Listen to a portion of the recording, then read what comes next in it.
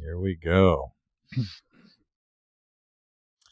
Hey everyone, I'm here with Efrem Smith and Dan Kreiss. Efrem is the co-lead pastor at Midtown Church in Sacramento, California. And Dan Kreiss is the associate minister for mission and community outreach at Roswell Presbyterian Church in the Atlanta, Georgia area. And both of them are the co-lead authors. Sorry, the co-lead pastor, as I had in mind. Let me let me restart here. Hey everyone, I'm here with Efrem Smith and Dan Kreiss. Efrem is the co-lead pastor at Midtown Church in Sacramento, California, and Dan is the associate minister for mission and community outreach at Roswell Presbyterian Church in the Atlanta, Georgia area. And both of them are the co-authors of Church for Everyone, Building a Multi-Inclusive Community. Hi Efrem, hi Dan, how are you guys doing? Doing great. Thanks for having us. Yeah, I'm so glad to have you guys here. Just kind of tell us briefly what you guys do. Efrem, why don't you go first? Sure. So I'm the co-lead pastor of Midtown Church in Sacramento. We are 13 years old, but we've been very, very fortunate to become a metropolitan, multi-campus, multi-ethnic church in Sacramento. And then I also am the founder and president of Influential Global Ministries. And what IGM does is we train and equip pastors and leaders in the African American, multi-ethnic, and urban church context, trying to revitalize churches and reproduce churches in those contexts. Awesome. And Dan, tell us a little about what you do. Well, again, I'm the associate pastor of mission community outreach at Roswell Presbyterian Church. Our church is a little bit older. It was started in 1839. Wow. So we've been around a little while. And so my role is essentially helping us to create genuine community in our area. So again, it's the first church in the Roswell community. And so trying to serve our neighbors with genuine care and concern and the love of Christ in whatever ways that means. And so we're supporting all kinds of nonprofits and all that in the area. And that's kind of my role, responsibility. That's awesome. Love it. Love it. Let me ask you guys a quick little get to know you question. This is one of my favorites. What job would you be terrible at? And Dan, why don't you go first on this one? You kind of let us know this was going to happen. And the first thing that comes to mind, I don't know if you've seen Dirty Jobs, but there are a whole lot of those that I think, I don't think so. And there are some, I hate snakes. And I see some of those guys that work in what is it called? A herpetoриum or something like that. Whatever, where they're kind of looking after snakes and they're taking care of them, or they're milking them for venom. And no, thank you. I am out. I lived in East Tennessee where there were actually legitimately some snake handling churches in the area. I know that's kind of weird, but I never set foot in one, and you would never catch me in one. That's great. Lots of reasons, but that being one of them. That's great. That's great. Efrem, what about you? I think a politician I'd be horrible at. When you're a preacher and you're in a community, I think people are like, you should run for school board. You should run for city council. You should. And I'm like, no, I don't. Just give, I already got enough church board meetings where we got to vote. So that's enough for me. Yeah. That's great. Man, I'm with you guys on both of those. So I'm excited to talk about your guys' book, Church for Everyone. It's a great book. And just before we started recording, I found out from you guys that you two have never actually met in person, which blew me away. And so I would love to hear just a little bit of the story. What brought you guys together to write this book? You want to start, Efrem? Well, yeah. We have a common friend and literary agent named Mark Ostreicher. And so Dan and Mark were having an initial conversation about the book idea. And because of the book's connection to multi-ethnicity, issues connected to reconciliation and biblical justice, Mark knew that those are topics that I've written on, that I'm very passionate about. And so he thought that the combination of the research and the practical theology and concepts that Mm, Dan were bringing to the table, and my experience in church planting in the African American and multi ethnic context yeah. would be a great combination. And it just so happened that there were some great synergy and connecting points between Dan's doctoral studies and his dissertation and my doctoral studies Mm, and my dissertation. So we mhm. tried to take our dissertations and make them come across as lively and compelling and readable to the general audience as That's exactly possible. right. Yeah. Yep. That's great. Yep. And what Mark didn't realize was that when I was doing a lot of my research prior to the book, that Ephraim was one of the people I reached out to interview. And so he reaches, Ephraim and's like, "Hey, would you be willing to collaborate in this book?" And I was thinking, he already has. He just doesn't know it. And so, That's yeah. awesome. So again, there's been a synergy that's kind of developed through our similar passions for the church and young Uh-huh. people in particular, and Mhm. so again, a lot of these two-dimensional conversations have happened Yeah. over the last 2 or 3 years or so, and it won't be until a couple of weeks' time that we're actually like face to face in a room together. Yeah, that's amazing. You said you're doing an event in just a couple of weeks, and that'll be the first time you Yep. shake hands. Yep. If That's it wasn't for Zoom videos, I yeah. would have thought Dan was just AI, you know, with the AI, Right. systems. That's awesome. I love it.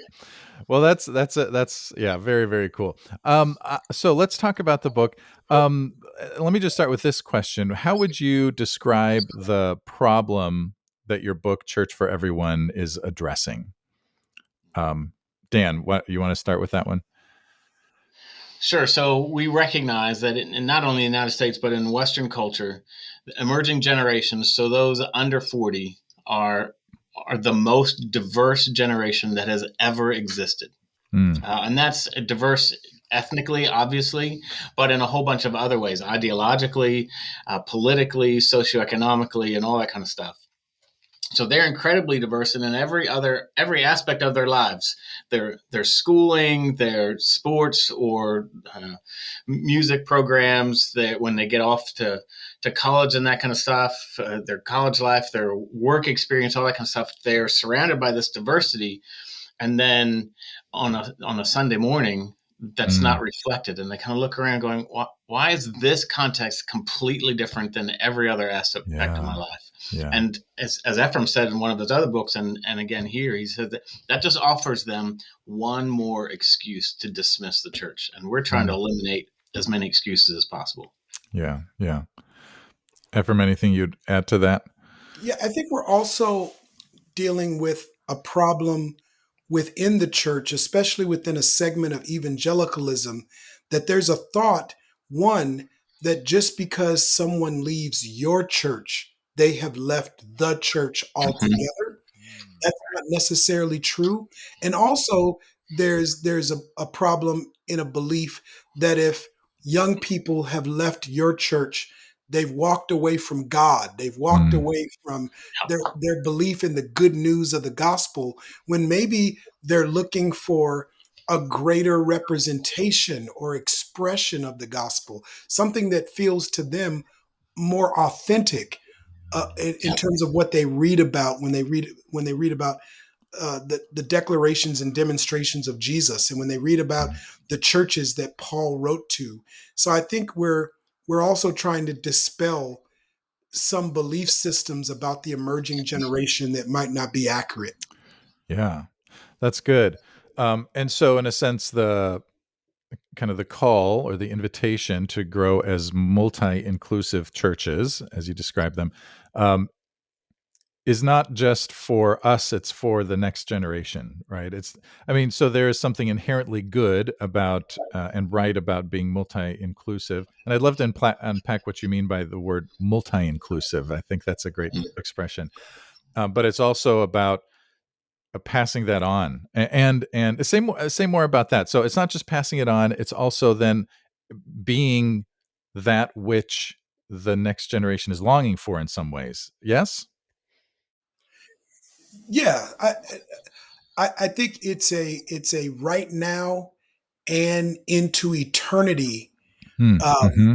understanding that should the church, when all possible, reflect the ethnic diversity of the demographic in which it exists, to in some way reflect the multi ethnicity of the mission field it is in, but not just for those sociological purposes, but also for the biblical purpose of the Mhm. church being an embassy, an outpost of the kingdom Yeah. of God. Yeah. That when all possible, should the church strive to be a sneak preview of heaven. Mm. I Yeah. love that. I love that. Dan, anything you'd add to that? Yeah, absolutely. I concur. And again, kind of understanding that what you asked about multi-inclusivity. Mm-hmm. So multi-ethnicity is pretty evident visually, right? Yeah. Yeah. Generally, not always, but Sure. we can often see that based on dress or even skin tone or whatever, and that kind of stuff. Mm-hmm. But that's not necessarily what we're talking about here. Yeah. Multi-inclusivity recognizes that that we're separated in multiple ways, and that the church kind of bears that out. So yes, we have, a traditional African American church and the traditional Hispanic church and the traditional Caucasian Western kind of church and all that kind of stuff. And that's what MLK was talking about in his speech in 1963 in terms of Mm-hmm. being, the most segregated hour.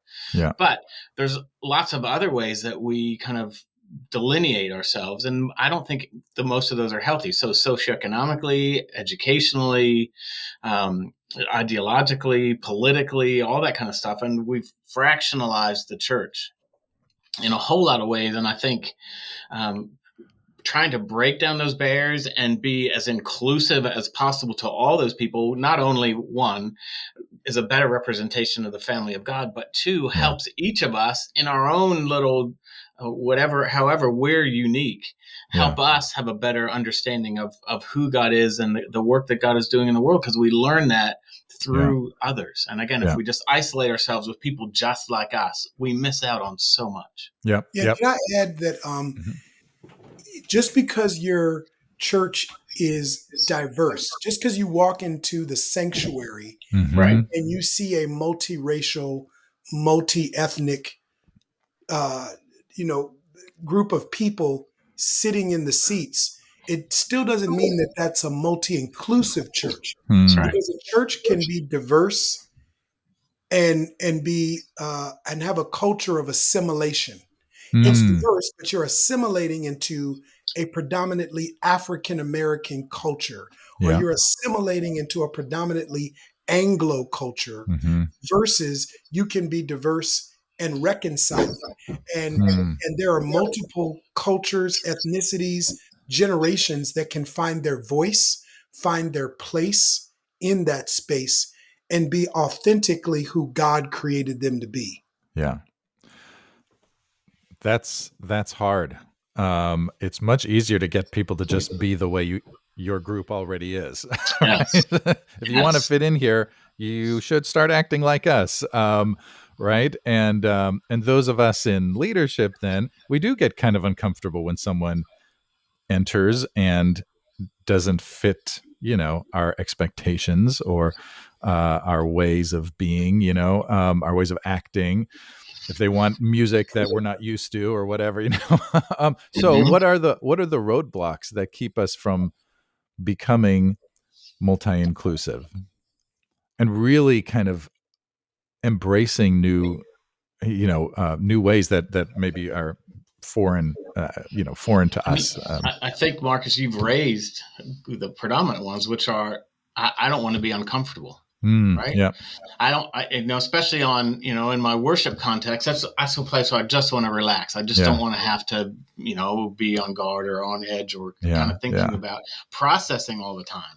Yep. We highlight in the book something called the homogeneous unit principle. And Yeah. again, some of that is it's an understanding that if we, the church, markets to a specific demographic, whether it be young urban professionals or kind of hipsters or whatever that is, that they'll come in and feel like this is their space. Yeah. All right, but again, so that came out of a mission context, where there's kind of there are Right. language barriers, and so the missionaries kind of understood they need to hear the gospel in their own language, but that was co-opted by the American church in particular, and saying, wow, this is actually a really good marketing tool. And we can grow a church, with this demographic, and we'll be kind of hip and cool, and it'll attract all these people that we think are being missed out. But by being that homogeneous unit, then there's growth in some ways, but there's stagnation in other ways, Right. In terms of our broader understanding of who God is and how God is working in other people's lives and in other contexts and all that stuff, that's eliminated. And so discomfort, I think, is the biggest barrier. Like, I don't want to have to do that. And again, my leadership and Efrem's leadership and as church leaders will be completely different. Right? Just because we have different backgrounds and different cultures, and we are raised in different places and all that kind of stuff. I want to embrace that. But again, it's work.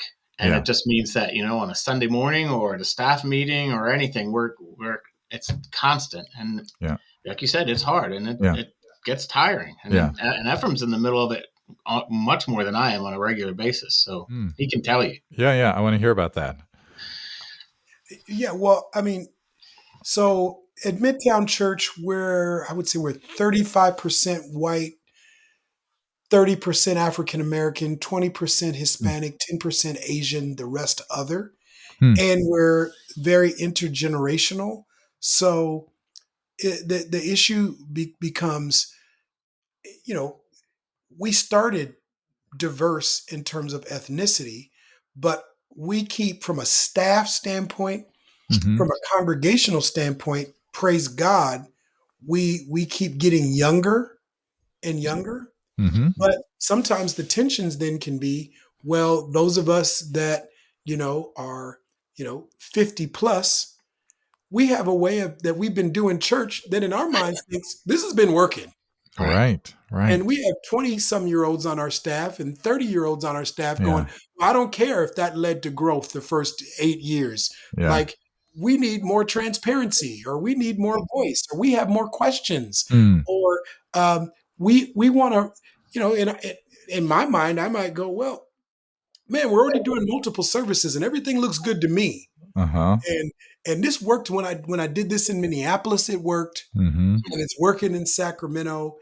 But we're not truly a multi-inclusive church if we don't have spaces and processes and ways for the emerging generation to ask questions, to challenge, to bring new ideas, to have voice.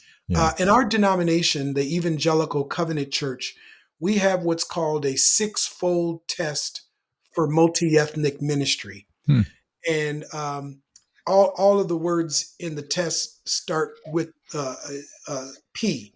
So we've got population, which is I know this might not feel this way for everybody, but that's the easiest hurdle to jump over.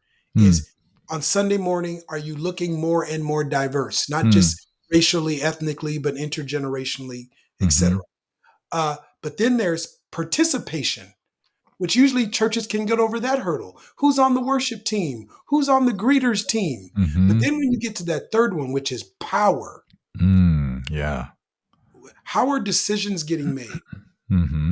How was it decided that you would go from a traditional to a contemporary worship service? How was it decided that you'd go from wearing suits and dresses to dressing casual on Sunday? How was it decided that the services would no longer be 2 hours and 1 hour and 7 minutes instead? The people in power decided those things. And a multi-inclusive church is one that is making room for young people to have voice and get into the places of power, because in the broader world, that's not a problem. See, when they're not in church, I mean, how old was Mark Zuckerberg really when Facebook took off? He's pretty young. So in the world they live in, 20-year-olds can make multi-million-dollar decisions. In their world, 20-year-olds are playing professional sports, making millions of dollars a year. But then they go into a church and people want them to wait their turn. Interesting. So that's why I'm so glad that Dan is bringing up that this is not just about race. This is not just about ethnicity. This is about the emerging generation going, I'm not going to stay here long if I don't have voice. Yeah. Yeah. Well, and so you said there were three words I think that I remember you saying: processes, ways, and spaces to include those voices. And it sounds like you've done that at your church. How do you do that, or what kind of advice would you give to someone who's like, we're trying to figure out how to create space for those voices? Yeah, Yeah. I think it's in who you hire. It's who's on your board. It's the people that you bring into spaces even if they're not on your board or not on staff. Can you create spaces for people to give feedback, Yeah. for people to be a part of the process of evaluation, and even helping you dream about where you'll be in the future. Um, I'm not saying that we're perfect at this at Midtown because I referred to these 6 P's for multi-ethnic church development Hmm. that can be used for multi-inclusivity as well. Again, population, participation, power.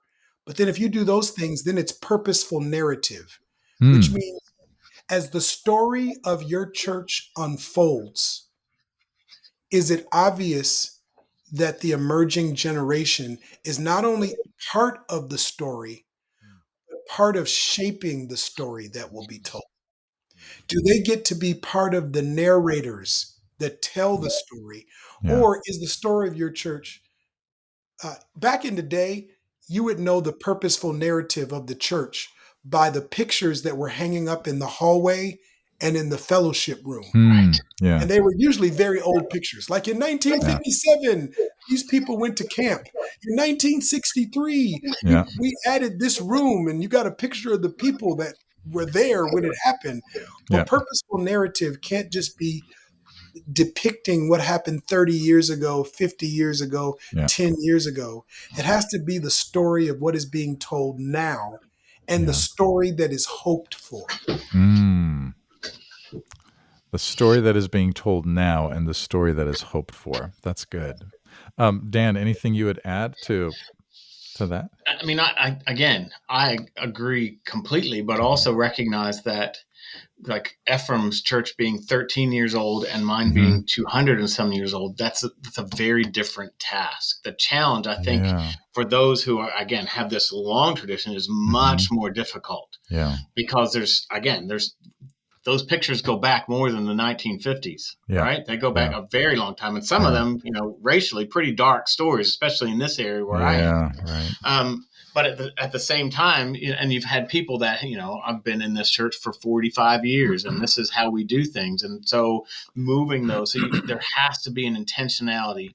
Hmm. The senior leadership has to be intentional as well as your eldership or your board or whoever it is, and saying, this is the direction we're moving. And we are willing to face discomfort in Yeah. the midst of that. And that's hard because not only is the pastor going to be uncomfortable at times, but I'm stepping out on a limb and saying, actually, I'm just going to make sure that all of us are uncomfortable. Yeah. You know? Oh Yeah. gosh. Yeah. That's the hard part, right? Right. Myself And being again, as someone who's uncomfortable. employed by a church, and you're putting your means of sustenance at risk Yeah. for this, what you believe to be this higher calling. Yeah. Right. So, okay. Um, if you're going to be that kind of a leader, I think that involves some kind of formation. And so, do you have any thoughts on like, what does it mean then to become that kind of a leader that can be open in that ways? How do you become the kind of leader that can be open to voices that make for a multi-inclusive community? I think we've got to be reminded of how this works itself out in Scripture. Hmm. One, um, there are no generational boundaries, it seems, when it comes to who God uses Mm. to do incredible things. God can use David as a teenager. God can use Esther as a teenager. God can use Abraham as a seasoned old man. Hmm.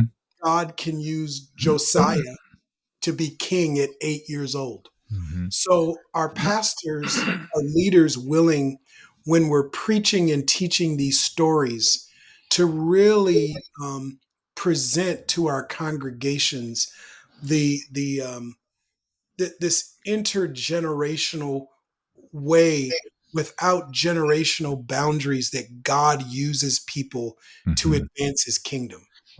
Also, sometimes we go to the letters of Paul for theological clarity, Hmm. for doctrinal statements, and we forget that these were multi-inclusive, Christ-centered communities that Paul was Hmm. writing. Hmm. That the reason why there was so much false teaching, and there was arguments over food, and there was Hmm. arguments over, was one ethnicity of Jewish people being served better than another cultural Right. or ethnic specific group of Jewish people. Yeah. And it's because these communities that were coming together in the name of Christ were very multicultural and very intergenerational. Yeah. And so I think, there were tensions that I think we need to wrestle with as pastors and leaders, and be reminded, or discover for the first time, how inclusivity that centers Christ, that centers the chosen people of God, is such an overarching, unfolding story in the Bible. Hmm. Yeah. Uh, And we try to make clear, we actually have a chapter called Whose Idea Was This Anyway? hmm. So this homogeneous unit principle does not come from Scripture. Yeah. But this multi-inclusivity does come from Scripture, Old Testament Yeah. and New Testament, Yeah. and God's desire. And so, again, when you're talking about how do I pursue that as an individual, as a pastor, well, where are there gaps in the voices that I'm Yeah. hearing? So Yeah. I'm here in this. So I'm not in a multi-ethnic church. I wish I Yeah. was, Sure. but I'm not. Not statistically. It's not like it's completely Anglo or Caucasian, but Mm-hmm. predominantly. Yeah. For lots of different reasons. Yeah. But I'm intentional about making sure that I have deep and ongoing relationships with those who are not represented here, like in Yeah. my community Yeah. and other churches that now we've invited to worship with us, Yeah. in terms of a Hispanic church or the African American church that's across the street. Like, I'm intentional about, Yeah. let's you and I have a conversation and get to know one another, so that our Yeah. congregations can begin to Yeah. develop a relationship as well. And so otherwise I'm just kind of swinging for the fences, but Yeah. not really having any clear direction about what is it that what are we trying to do or achieve. So That's good. One of the things that we talk about, so this podcast is part of the Church Leadership Institute at Fuller Seminary, and we focus a lot on adaptive leadership. And we talk about the importance of helping people navigate loss, because when there is the difference between a technical change and an adaptive change is, okay, we have a problem, the roof is leaking, we know how to fix that, right? When it's a homogeneous community that is single minded and lots of blind spots, right? That's an adaptive challenge. And so how do we become that? And you guys have said a lot of great things, not only in the book, but in this conversation, about how do we grow into that kind of a community. Maybe so kind of a last question here is how, and maybe Dan, because you're in a more of a less multi-ethnic, multi-inclusive church, how do you help people navigate loss? And then Efrem, I'm sure you have to help people navigate loss as well, but how do you do that? How have you done that? I mean, as you know, loss is loss. We grieve that. We scrape and claw to try and hang on to the vestiges of whatever remains, and it's really difficult. Yeah. And so, again, I've experienced it, and trying to lead others through it, recognizing that with loss often comes new life. Right. So you think about what happens when a forest fire kind of runs through and burns everything, but this new growth comes through. And so helping people recognize that, yes, the loss of this type of worship, or this sort of song, or the way that we've conducted these meetings in the past, we're going to move on from that and do this differently. We're going to bring different voices in it. And and that's going to hurt, and Yeah. it's going to be painful for a while. But Yeah. what we're hopeful for is that new life, stronger Yeah. growth will come from the ashes of that. Yeah. And so, again, for some people, that's kind of like pie in the sky. And well, I'm not sure that's a reality, but again, we can walk through scriptures and see time and time again where God has, redeemed situations or restored situations that seemed a total loss. Yeah. Yeah. Yeah. That's good. One thought, and then I want to hear from you, Efrem. I wonder if the narratives, Efrem, that you were mentioning can be a part of that, kind of helping people get through it as you think about what are those pictures from 100 years ago or 50 years ago or whatever, and then how are the pictures that we're taking today are part of the same story. Anyway, that's a thought I was just having. But Efrem, any thoughts on helping people navigate Yeah, loss? I think that, as Dan talked about loss, but also new life, I think there's a way to talk about loss, but also talk about legacy Hmm. Yeah. generationally, Yeah. because definitely we've touched on in this conversation giving the emerging generations voice Yeah. and place in your congregation. Yeah. But I don't want to take away from the importance of the emerging generation also getting the blessing of the elders. Hmm. Right. And another strong narrative in scripture is the issue of the elders passing something down to the next generation that would be passed down. Either curses can be passed down to the third and fourth generation, or blessings can be passed down to the third and fourth generation. And what was connected to passing blessings down generationally was remembering. Yeah. Mm-hmm. So just because we don't have to sacrifice the richness of heritage. Yeah. I just came back a couple weeks ago from being with a group of African American pastors in Ghana, Hmm. and we went to the slave dungeons. We went to the River of Wow. the Last Bath, and we stood in these spaces that represent the origins and the horror of the transatlantic slave trade. And we reclaimed these spots as places of healing Hmm. and strength and reconciliation. Hmm. And so multi inclusivity should be the coupling of the younger generations finding voice, but also receiving the blessing of wisdom and Yeah. insight and Mm-hmm. remembrance Yeah. from the elders. Hmm. That's good. That's good. Yeah, powerful. Oh, this is so good, and I'm so grateful for the book and and for this conversation. Let me just ask you as we close here. Well, let me just ask if you have any final thoughts about anything for those um, who are saying, "This is what I want. I long for this." Like, what would you say in terms of here's how to start? Here's what you need to do first. Anything that maybe you haven't said yet today?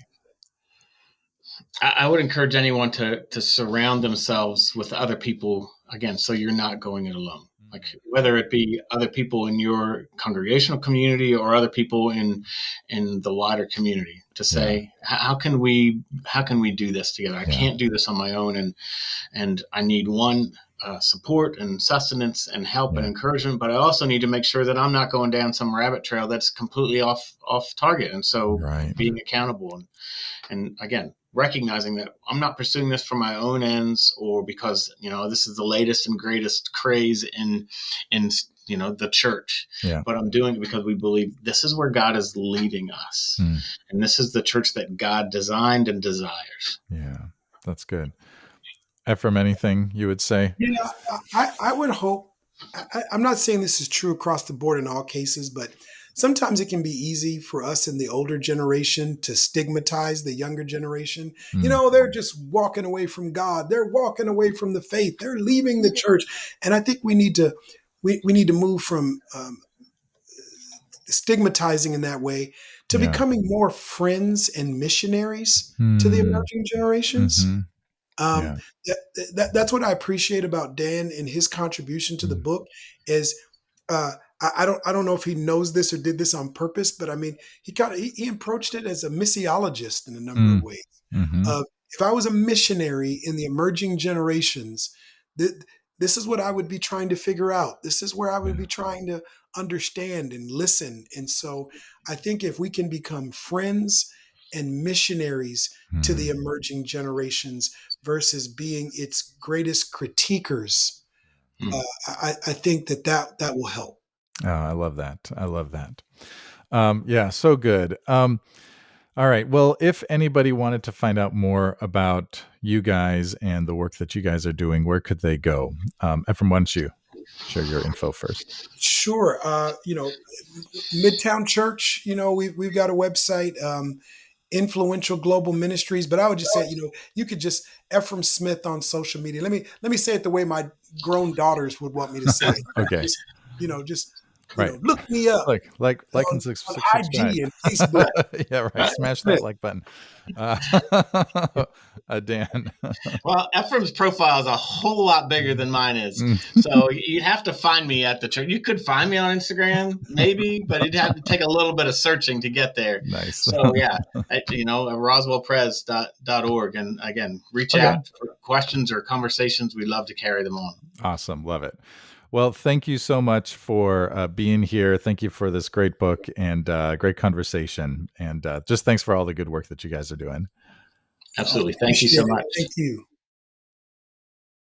All right. We got it. Good. Look at that. You guys got 6 extra minutes. That was we must have good. did good. That was super good. Good job, Efrem.